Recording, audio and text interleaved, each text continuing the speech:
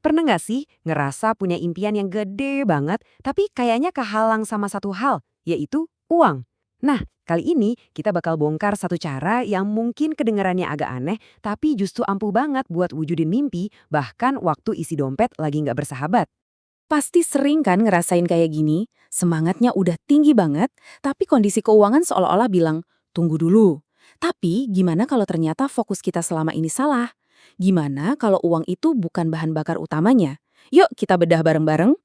Oke, biar gampang, coba deh bayangin ini. Di satu sisi ada kekuatan material, sesuatu yang bisa kita lihat, bisa kita sentuh, contohnya pistol. Efeknya jelas, tapi ya terbatas. Nah, di sisi lain, ada kekuatan partikel yang nggak kelihatan, kayak atom. Kecil banget, tersembunyi, tapi di dalamnya, wih, ada kekuatan yang bisa hancurin satu benua.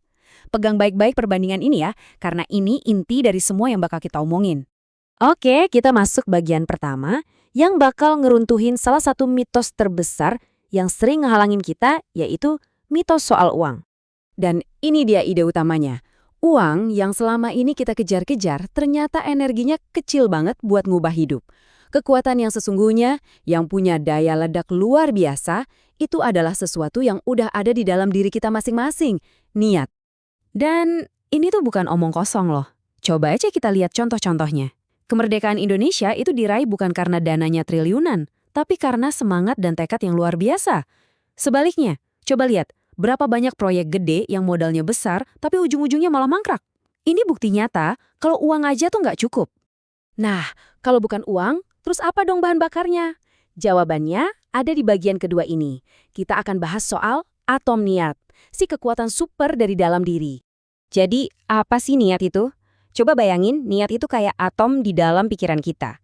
Dia itu percikan paling pertama, dari sebuah keinginan, keputusan, yang masih murni sebelum kena racun keraguan. Emang nggak kelihatan, nggak ada wujudnya, tapi sekali dinyalahin dengan cara yang benar, daya ledaknya buat ngubah kenyataan itu dahsyat banget. Tapi ada satu hal yang bisa bikin kekuatan super ini jadi melempem. Apa itu? Keraguan. Waktu kita niat tapi setengah hati, waktu di kepala kita ada suara, ah emang bisa, kayaknya nggak mungkin deh. Nah, di saat itulah kita kayak matiin mesinnya sendiri. Niat yang ragu-ragu itu nggak punya tenaga sama sekali.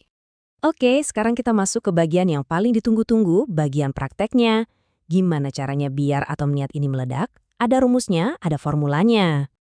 Ini dia formula rahasianya. Kasduin muqtarinan bifi'lihi. Tenang, jangan pusing sama istilahnya. Artinya simple banget kok. Artinya adalah niat yang menyatu dengan perbuatan. Jadi bukan niat dulu terus nanti-nanti baru bertindak. Tapi niat dan perbuatannya itu terjadi bareng, sinkron, jadi satu.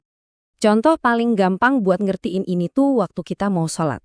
Begitu niat mau sholat muncul di hati, badan kita nggak diem aja kan? Kita langsung gerak, bangun, jalan buat wudhu, ambil air, pakai baju yang pantas, terus menghadap kiblat.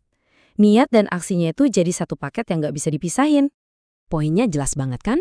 Niat yang cuma ada di kepala, tanpa ada tindakan nyata, itu cuma angan-angan kosong. Tindakan Anda, sekecil apapun itu, adalah sinyal paling kuat yang Anda kirim ke alam semesta dan ke diri Anda sendiri kalau Anda itu serius sama impian Anda. Yuk, sekarang kita lihat gimana prinsip ini beneran jalan di dunia nyata. Ini bukan cuma teori spiritual doang, tapi ini strategi yang benar-benar udah terbukti berhasil. Ini cerita nyata loh, tentang gimana cara membangun pesantren besar yang nilainya miliaran. Saat uangnya terbatas, apa yang dilakuin? Dia bakal beli apa aja yang dia mampu saat itu. Bahkan kalau cuma cukup buat satu sak semen. Tindakan kecil itu adalah sinyal niat yang super kuat. Contoh lain yang keren nih para traveler sejati. Orang-orang yang sering banget ke luar negeri, bahkan yang dananya mungkin pas-pasan, punya kebiasaan ini. Paspor mereka nggak pernah dibiarin mati atau kedaluarsa. Ini tuh aksi kecil yang nunjukin niat mereka yang konstan. Gue siap berangkat kapan aja.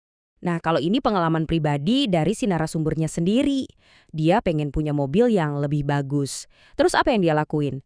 Dia mulai isi mobil standarnya itu pakai bensin kualitas terbaik, Pertamax Turbo. Dia bertindak seolah-olah dia udah nyetir mobil impiannya.